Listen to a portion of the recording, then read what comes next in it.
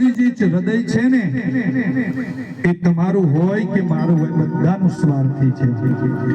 આપણે ભગવાનના મંદિરે પગથિયે ચડીએ ને ત્યારે 2 પત્તાનું લાંબુ લિસ્ટ લઈને જઈએ છીએ। ભગવાન આપતા આપતા થાકી જાય પણ મનુષ્ય માગતા માગતા ન થાકે મારા ભાઈઓ। દીકરાના લગ્ન થઈ જાય એટલે કે એને છોકરા થાય એટલે એને છોકરા સારું ભણે ને પાછા નોકરી થાય, નોકરી પાછી છોકરી મળે, એમ સાયકલ ચાલુ બીજું કશું આપણે માંગીએ નહીં। પણ મારી અકરબદ આજથી તમને પ્રાર્થના છે તો ભગવાન જોડે માંગવું હોય ને એક જ વસ્તુ માંગજો। અમારા દાદા જીવન જીવી ગયા ને, પોતાનું જીવન નિરોગી જીવન જીવીને ગયા, અંત ભાગ સુધી જ્યાં સુધી હું જીવું ને ત્યાં સુધી મારું શરીર મારા બાપ નિરોગી રહે। બસ ભગવાન જોડે આટલું માંગજો, બધા સુખમાં આવી જશે। 30 વર્ષના હોઈએ અને ખાટલામાં પડ્યા જિંદગી જીવતા હોઈએ અને જિંદગી જીવન જીવ્યું ના કહેવાય। ગમે તેટલા પછી પૈસા હોય, ગાડી હોય, બંગલો હોય, શું કામનું? અહીંયાથી આપણે કશું જ લઈને જવાના નથી, જવાના છીએ શું? ખાલી આપણું કર્મ જે આ પરિવારે કરીને બતાવ્યું છે।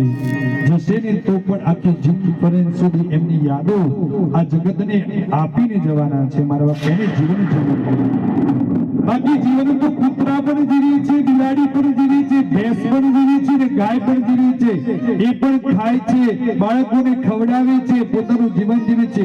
મનુષ્યમાં પશુમાં કોઈ ફરક રહેતો નથી। તો પછી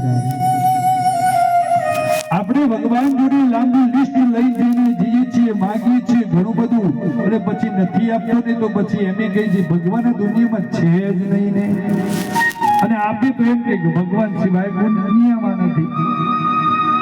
એક દિવસ ભક્ત, રાજુભાઈ ધ્યાનથી સાંભળજો આ વાત મારી, એક દિવસ ભક્ત મંદિરે ગયો, મંદિરે દર્શન પણ ન કર્યા અને પાછો વળી ગયો। તો ભગવાને કીધું હે ભક્ત તું ઉભો રહે, આટલી બધી ઉતાવળ તને શાની છે? તું કેમ આટલી બધી ઉતાવળ દોડાદોડ કરે છે? દર્શન તો કર ધ્યાનથી। અરે ભક્ત ભગવાનને શું કહે છે? ધ્યાનથી સાંભળજો શબ્દ, હે ભગવાન કદાચ હું વધારે અહીંયા ઉભો રહી જાઉં અને હું તારા જોડે ખોબલે કદાચ હું તારા જોડે માગી લઉં ને કદાચ તું મને ન આપે તો તારી લાજ જશે। ભગવાન એ ભક્તને સુંદર જવાબ આપે છે। આ મારો શબ્દ પકડજો કે હે ભક્ત તું રોજ આવે છે ને તું માગવા માટે આવે છે, પણ એક વાર મારા બાપ, ખાલી એક વાર તું મને મળવા માટે આવજે મારા બાપ। તારે આજીવન કદી માગવું નહીં પડે, આજીવન તારે કદી માગવું નહીં પડે। તું એક વાર મને મળવા માટે ખાલી આવજે, તારે એક આજીવન માગવું નહીં પડે। એમ ભગવાન જોડે ત્યારે મંદિરમાં જાઓ ને તો મળવા માટે જજો, ખાલી એમ પૂછો કે હે કૃષ્ણ તું કેમ છે, હે રામ તું કેમ છે, ખાલી આટલું કહેજો।